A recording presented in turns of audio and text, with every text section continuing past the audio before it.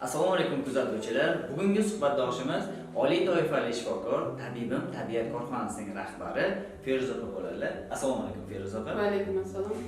Siz bilan bugungi suhbatimizda juda ham dolzarb bo'lgan, xalqimizni qiynayotgan mavzulardan birini olib keldik. Kerakli savollarni sizga tuhfa etamiz. Ya'ni hozirgi kunda insonlar kasallikka chalinganda tabiiy yo'l bilan foydalangani yaxshimi yoki bo'lmasa dori vositalar bilan foydalangani yaxshimi? Ya'ni men aytmoqchi bo'lganim inson salomatligiga zarar keltirmasligi hamda immunitet mustahkamlanishiga sababchi bo'lishi kerak. Savolingiz juda ham o'rinli. Inson bilamizki, tirik mavjudot. Aynan tirik tabiatdagi tirik mavjudotlar hammasiga faqat tirik mahsulotlar kerak bo'ladi. Ya'ni xoh o'simlik bo'lsin, xoh hayvon mahsuloti bo'lgan taqdirda ham aynan tabiiy holatdagisi bo'lishi kerak. Sintetika aralashtirgan har qanday mahsulot organizmda hech qanday hazm bo'lmaydi va organizmda qon tomirlarida yoki bo'lmasa organning qaysi bir burchagida u narsa hazm bo'lmasdan qolib ketishi mumkin. Bu narsa uchun oddiygina hisob aytadigan bo'lsak, margarinni olaylik. Margarin mahsuloti ham sintetika asosida ishlab chiqarilgan. U organizmda hech qachon so'rilmaydi. Uni so'rilishi uchun biz organizmimiz 40-41 gradus bo'lishi kerak. Ya'ni issig'ingiz chiqib yotgan vaqtda sizda margarin hazm bo'lib ketadi. Xuddi o'sha issiq chiqqan vaqtda odamlarda kuzatiladiki, ichib ketish holatlari bo'ladi. Ya'ni organizmdagi margarin mahsulotlari chiqib ketadi. Xuddi shunday bizda tirik mavjudot bo'lganligimiz uchun biz organizmimizga mos bo'lgan mahsulotlarni iste'mol qilishimiz kerak. Aptekadagi mahsulotlarni olib iste'mol qiladigan bo'lsak, bu qaysidir organimizga foyda berishi mumkin, ammo qaysidir organimizga nojo'ya ta'siri juda ham kuchli bo'ladi. Demak, tabiiy yo'l bilan foydalangan yaxshi. Oddiy har qanaqa kasallikni oddiy usulda davolagan yaxshi. Feruza opa, bu gaplaringiz to'g'ri, lekin o'zimizni kuzatishlardan kelib chiqqan holatda aytaman, insonlar aynan kasal bo'lgan paytda ishlashga yoqmaydi, tezroq tuzalgisi keladi. Buncha ular dorixonada antibiotik yoki dorilarni olishadi, qisqa vaqt ichida tezda oyoqqa turib ketishadi. Lekin tabiiy yo'l bilan foydalanganda u ancha muddat talab qiladi. O'shaning uchun balki nima maslahat bera olasiz bu mavzuda? Masalan, bizda ekstremniy holat bo'ladigan bo'lsa, apteka mahsulotidan iste'mol qilishimiz kerak bo'ladi. Ya'ni haqiqatan issig'i 40 ga chiqib ketgan bo'lishi mumkin yoki bo'lmasa tan jarohati olgan bo'lishi mumkin. Nimadir kuchli holatda bo'lgan bo'lsa, haqiqatan aptekani mahsulotidan foydalanishni tavsiya qilamiz. Chunki bu narsani o'zimiz ham tavsiya qilib yozib beramiz. Ammo kasallikni tabiiy holatda davolagan, har qanaqa kasallikning sababini davolab, bu kasallik ildizi bilan chiqib ketadi. Masalan, men oddiy shamollash bilan bemor keldi. Bu narsaga biz doktorlarga darrov antibiotik yozamiz. Antibiotik yozganimizdan keyin antibiotik hazm bo'ladi, to'g'ri kasallik chekinadi. Ammo bu narsa oshqozon shilliq qavatini zararlaydi. Bu esa ichaklar faoliyatini buziladi. Bemorimizda yo ich qotish holati yoki bo'lmasa interbiyoz, ya'ni ich ketish holatlari vujudga keladi. Bu narsani oldini olish uchun oddiygina kerak bo'lsa qalampir munchoq o'sha biz antibiotikimizdan ko'ra 10 barobar kuchliroq effekt beradi. Ya'ni samaradorligi juda ham yuqori. Bunga ozgina ko'proq vaqt ketadi. Masalan, bunda aptekani dorilar bilan bir kunda tuzalishimiz mumkin. Qalampir munchoq bilan biz 2 kunda tuzalishimiz mumkin. Bir kun sabr qilib o'sha tabiiy holatda organizmda eski balg'amlar qolib ketmasdan yoki bo'lmasa ichaklarimizga ziyon yetkazmagan holatda kasallikni davolasak, bu bizning kelajagimiz uchun ham foydasi kattaroq bo'ladi. Mana shu tomonlama har doim tabiiy usul yuqori natija beradi. O'sha xalqimiz orasida kasal bo'lgan insonlar dori vositalaridan tezroq tuzalganiga ertangi kunda oqibatini bilmaydi. Shuning uchun oqibati juda ham kuchli bo'ladi. Chunki sintetika baribir boya aytib o'tganimdek, qon tomirlarida o'z asoratini qoldiradi. Hozirgi kunda yoshlar orasida insult, infarkt kasalligi juda ham avj olib ketdi. Ahamiyat bersangiz, juda ham ko'p o'lim holatlari aynan mana shu yurak qon tomir kasalliklari bo'yicha juda ham ko'payib ketgan. Bu narsaga asosiy sabab bizning ovqatlanishimizda sintetikaning ko'payib ketganligi. Sintetika. Aynan sintetika. Ya'ni masalan gazli suv ichamizmi, boshqa narsa ichamizmi, har birini tarkibida sintetika mahsulotlari bor. Feruza opa, hozirgi kunda suyak yemirishi degan kasallik paydo bo'lgan. Men ayrim doktorlarning suhbatida bo'lganimda, bu suyak yemirilmaydi, aynan bu boshqa kasallik nomi degan tushunchalarni ham nazarda sifatida maslahat berishdi-da. Siz bunga qanday munosabat bildirasiz? Aynan mana shu mavzu hozirgi kunda juda ham dolzarb hisoblanadi. Ya'ni juda ham ko'p vrachlarimizda shunaqangi tushuncha bor, suyak yemirilmaydi va unga hech qanaqa ta'sir qilmaydi, tashqi tomonlama omillarni sababi qilib o'sha kasallik deb ko'rsatib berilyapti. Aslida suyakda moddalar yetishmasligi hisobiga birinchi navbatda qon o'ziga kerakli moddani suyakdan tortib oladi. Chunki suyaklarimiz bizni uyni devori qanday holatda bo'lsa, xuddi o'sha bizning ustunlarimiz hisoblanadi. Suyak buni hisobiga nima bo'ladi? Uni orasida g'ovaklanish holatlari kuzatiladi. Ya'ni suyakdagi moddalar ketishi hisobiga kemirchaklarini yemirilish holatlari kuzatiladi. Eng avvalo bu suyak yemirilishning birinchi darajasi, ya'ni ko'ksa artroz kasalligi. Bu haqiqatdan bu faqatgina hozir bo'lgan kasallik emas. Bu necha asrdan beri bor bo'lgan kasallik.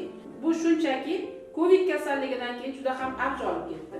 Ya'ni Covid kasalligining sabab bo'lgani moddalar almashinuvi buzilishi hamda qondagi virusning hisobiga qon o'ziga kerakli ozuqani asosiy suyakdan olgani uchun suyak ozuqasiz qolib ketgan. Shuni hisobiga hozirda suyakda yemirilish, suyakda chirish holatlari vujudga kelgan. Aynan suyak yemirilib, kerak bo'lsa bu turgan joyida o'zidan o'zi sinib maydalanib mo'rtlashib ketadi. Suyak yemirilishi bor kasallik. Demak, suyak haqiqatan ham yemiriladi organizm ichida. Chunki implant qo'yilgan vaqtda suyaklarda suyakning boshchalari umuman yo'qolib ketganlari juda ham ko'p kuzatiladi. Suyaklarning turgan joyida yorilib ketgani, suyakning o'qalanib ketish holatlari kuzatiladi. Aynan o'sha holatlarga tushmaslik uchun, suyak yemirilmasligi uchun nimalarga ko'proq e'tibor qilish kerak? Tabiiy yo'llar. Har qanaqa kasallikning sababi hozirgi kunda eng dolzarbi bu qon aylanishimizning buzilishi. Ya'ni sog'lom qon, sog'lom tana degani. Bizning qonimizda hech qanaqa virus bo'lmasa, moddalar yetishmovchiligi hammasi joy-joyida bo'lsa, kerakli vitaminlar hammasi qonimizda mavjud bo'ladigan bo'lsa, u to'liq organizmni hamma modda bilan ta'minlab beradi. Bu esa mana bitta uyimiz uchun kerakli hamma ozuqani biz suvdan olamiz. Aytaylik, suv ichgan vaqtimizda hamma ozuqalarni yeymiz. Ovqatimizga ham suv ishlatamiz, boshqaga. Xuddi shunga o'xshab, uyda poydevorini qurgan vaqtimizda ham suv bilan ko'tarib boriladi. Xuddi shunday. Bizning qon tomirimiz orqali organizm o'zini fundamentini ushlab turadi. Ya'ni mustahkamligini ushlab turadi. Ana o'sha mustahkamlik bo'ladigan suvimizni ichida bizga o'ta loyqa keladigan bo'lsa, bizda bu foydasi yo'q. Chunki o'sha devorimiz tagidan o'z-o'zidan, ya'ni suyagimiz nurab boradi. Bu aynan o'sha yemirilish bo'ladi. Kerak bo'lsa shunaqangi hozir mana juda ham avj olgan aseptik nekroz deyiladi. Ya'ni suyaklarni turgan joyida chirib ketish, suyak to'qimasining chirib ketish holati juda ham avj olib ketdi. Bu narsaga ham xuddi aytib o'tganimdek qondagi moddalar yetishmasligi sabab. Mana bu kasalliklar endi boshlanish darajasiga kelganda inson sezmasligi mumkin.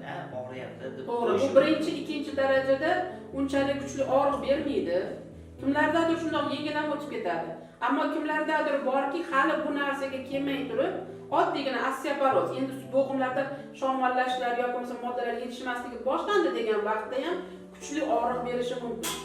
Kimlardadir masalan 4-darajali yemirilish, ko'ksa artroz 4-darajasi ketib, u bemalol oddiy holatda ham yurishi mumkin.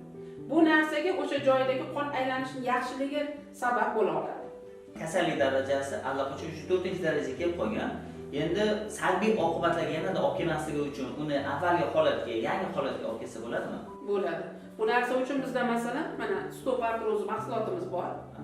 Bu aynan yemirilgan suyakni tiklab berish xususiyatiga ega. Bu suyak to'qimalarini to'liq to'ldirib beradi hamda yemirilgan suyak kemirchagini o'zining holatiga qaytaradi. Faqat suyakda masalan haqiqatan boshchasi bor bo'lsa, agar u endi u bosh yo'q bo'lib ketgan bo'lsa, uni tiklash iloji yo'q. Yo'q, qo'lni biz o'stira olmaymiz. Ammo bor qo'lni biz ushlab qola olamiz. Mustahkam holatda o'z holatiga qaytarish mumkin. Bu narsa uchun biz mana shu stop artroz mahsulotimiz, bu bilan birgalikda biz kollagen yoki bo'lmasa kalsiy mahsulotlarimizni ham beramiz. Chunki masalan kollagenni beradigan bo'lsak, bu kollagen nima xususiyatga ega? Bu kollagenimiz eng asosiysi terini yoshartiradi, organizmni yoshartirib beradi. Ya'ni organizmdagi shilliq moddalar ish faoliyatini tiklab beradi.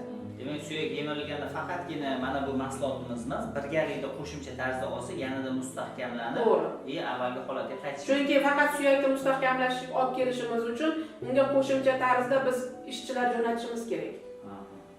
Chunki ular faqat suyakni to'g'irlashi mumkin. Ammo u suyakkacha moddalarni yetkazib olib kelish uchun qon tomiri tozalashimiz kerak. Bunga bizni chistый sosud mahsulotimiz yordam beradi. Chunki aynan o'sha suyakka biz davolanish davrimizda kerakli ozuqalarni yetkazib berishga chistый sosud mahsulotimiz xizmat qiladi.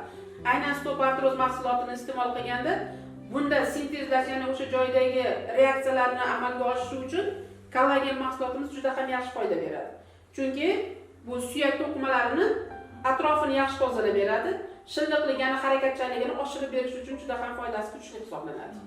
Yaxshi, Feruza opa, agar ushbu mahsulotlarni qabul qilib, o'sha davolanishga kirishgandan keyin qancha muddat ichida inson tezda oyoqqa turib ketishi mumkin o'sha davolanish? Buni davolanish davomiyligi har xil bo'lishi mumkin. Bu birinchi navbatda insonning xarakteriga, insonning organizmini qabul qilishiga ham bog'liq. Kimlardadir bu mahsulotimiz 3 oyda ichida juda ham yaxshi samara beradi. Kimlardadir 1 yilga yoki 2 yilga cho'zilishi mumkin. Ammo suyak yemirilishining darajasiga qarab, birinchi, ikkinchi daraja bizda 8 oy davomida davolanadi. 3-daraja 1 yil davomida, 4-daraja bo'lsa 1,5 yil davomida davolanadi. Natijamiz har 3 oyda MRT orqali, MRT xulosalari orqali o'zlariga tahlilni aniq ko'rsatib beramiz. Chunki natijani haqiqatan suyakdagi proses qanaqa ketyapti, har birini o'zlari ko'rib boradi. Demak, bemorlar sizdan ushbu mahsulotlarni qabul qilib sotib olgandan keyin ham sizlar uni davomiy tarzda nazorat qilasizlar. Albatta. Chunki nazorat qilmasak, bu bemorlar har qanaqa kasallikda boshlangan davrida hamma davolanishni boshlaydi-da, bizda eng katta kasalligimiz loqaydlik. Davolanishni boshladimi, 20 kundan keyin yaxshi bo'lib qolgandan keyin tashlab qo'yish, to'xtatib qo'yish, ya'ni o'sha narsani ahamiyat bermay, yaxshi bo'lib qoldim-ku degan narsa bizda juda ham katta bizni xatoyimiz. Aynan mana shu narsani biz nazorat qilib so'rab turamiz. Mahsulot iste'mol qildingizmi? Nima natijaga erishyapsiz? Parhezlarga обязательно parheziga ahamiyat bergan holatda davolanish shart. Chunki bu mahsulot bizning mahsulotlarni iste'mol qilgan vaqtda sut mahsulotlarini to'xtatib qo'yamiz. Chunki sut mahsulotining tarkibidagi kalsiylar o't tufagiga yoki buyragiga toshilishi mumkin. Aynan chunki bu bizning mahsulot bilan sut mahsulotlari reaksiyaga kirishi, boshqa oqibatlar olib kelmasligi uchun sut mahsulotlarini, xamirli mahsulotlarni yoki gazli suvlarni to'xtatib qo'yamiz. Ushbu mahsulotlarni qabul qilib sog'ayib ketdi deylik. Misol uchun 1 oyda yoki 4 oyda, 1 yilda tuzaldi deylik. Tuzalib bo'lib sog'lom hayotga o'tdi. U yana davom ettirish kerakmi yoki to'xtatish kerakmi? Yo'q, o'sha o'zini sog'lom hayotiga qaytgandan keyin buni qayta ichish shart emas. Qayta ichish shart emas. Yo'q.